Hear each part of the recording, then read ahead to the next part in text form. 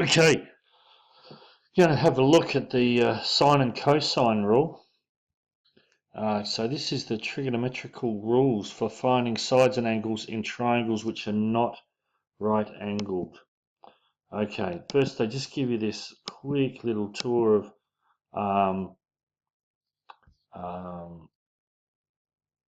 just going to move my photo out the way there so you can see it a bit better, of how we go about labeling all the vertices, and we've seen this before. The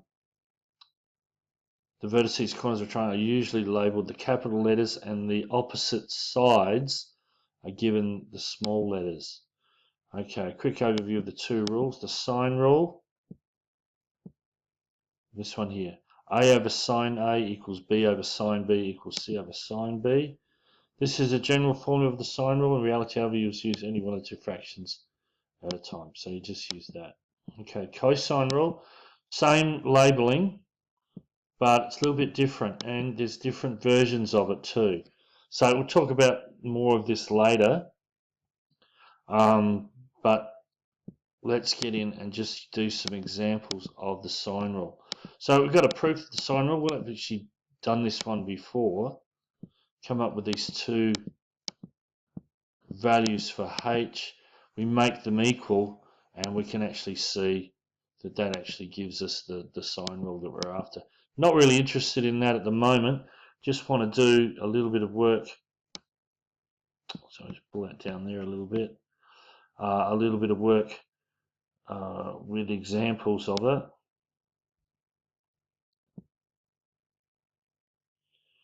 Okay, use the sine rule to find the value of x in this triangle. So x is up here. Okay, and very important to take time to study the diagram. Note the positions of the three givens. Okay, the formula for the sine rule requires three givens. In the case, two angles and a side and one unknown. Okay, so it just says there how basically to work this out. Okay, so we're going to go down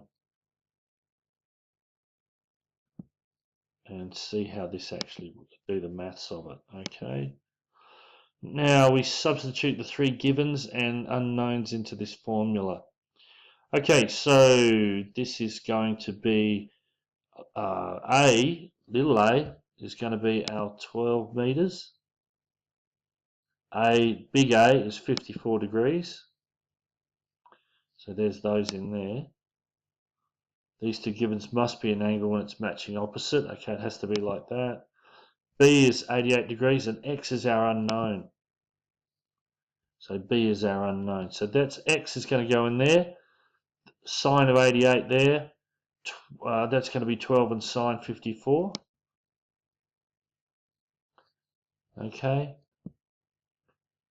So this is ultimately now going to look like that. 12 over sine 54 equals x over sine of 88 degrees. Bit of rearranging, going to multiply both sides by sine 88. Bit of cross multiplying gives x sine 54. So what they've done is multiply this both sides by 54 and both sides by sine 88. Okay, then divide by sine 54, and that gives you the answer.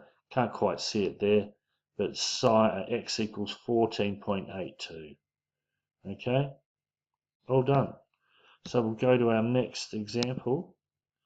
Use the sine rule to find the value of x in the triangle, in this triangle here. So once more, it's an unknown side. Angles there. Okay, it's like this. So here no vertices are labelled, so we'll have to create our own labels. And you can just make them quite easy. You can see that's going to correspond to that. That's going to correspond to that side. Okay. So all this is a bit overdone. So this one's getting a bit long-winded here. Doesn't really need all of that sort of talk. We just get into the solution, hopefully. Down here they're telling us, okay, A equals 95 degrees. And so that's the angle. That's the side, and it's going to have this angle to that side. So the way it's going to look, getting rid of all that rubbish that they've written.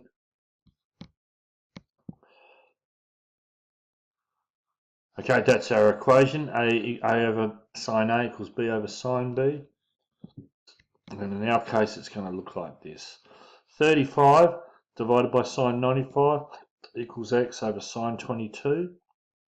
Multiply both sides by sine 22. Multiply both sides by sine 95. We get this. Then divide through by sine 95. We are going to get, this is our final answer. X equals 13.16 to 2 decimal places. Remember to check that the answer fits the context of the diagram. That's 35. Yeah, that looks about 13. That looks about right. Okay, I'm going to just the exact same thing. We're going to use as the next example, use the sine rule to work out what are we after here. We've got that. Oh, we don't know theta there. This is an unknown. This time the angle's unknown. We've got two sides and an angle here. So let's going to make that equal A. That's going to be little a. That's going to be big B. That's a little b. So back into the sine formula. It's going to look like that. 4.7 over sine theta equals 5.1 over 62 sine 62. Let's do that cross multiplying thing again. That is, multiply both sides by sine theta and then multiply both sides by sine 62. It's going to end up looking like that. Then divide by 5.1 on both sides. Going to end up with sine theta, looks like that. And then we're going to use the inverse sine. Okay, sine. So they've worked out that 4.7 sine 62 on 5.1 equal 0.8137. Now they're going to use the inverse sine function and to show that theta equals 54 degrees, 54.459 degrees. And checking again that the context, is that about right? Looks about right. Okay. Okay, so there we go. Don't have to worry about much. Notice we could have used the answer 125 because there's two solutions to this equation. But in the context of this one, we only want the first one. It's not going to be 125 degrees in there because 125 and 62 is going to have too many, that's over 180. Okay, so we can show that one there is the one we want. Okay. Okay, last example here for the sine ratio. It seems we have a problem. I don't want that. Sorry, that's not the problem I want. Okay, so what's the problem they're talking about here? Although the 68 and 35.7 form a matching angle on opposite side, okay, we don't have, oh, okay, I see what it means. We don't have that with that, or that with that. So we can't use the sine rule. So that's not going to be any good. So how are they going to get around that? But remember, oh, we've got a bit of extra information because it's a triangle and the internal angles of a triangle got to equal 79. So that rescued us from that problem. Okay, now we just do the old thing that we did in the same thing, labeling X with 79, 35.7 with 68. Do the same procedure, end up getting that. So X equals 37.8 to 2 decimal places. Okay, so we'll leave it there and come back and have a little look at the cosine rule.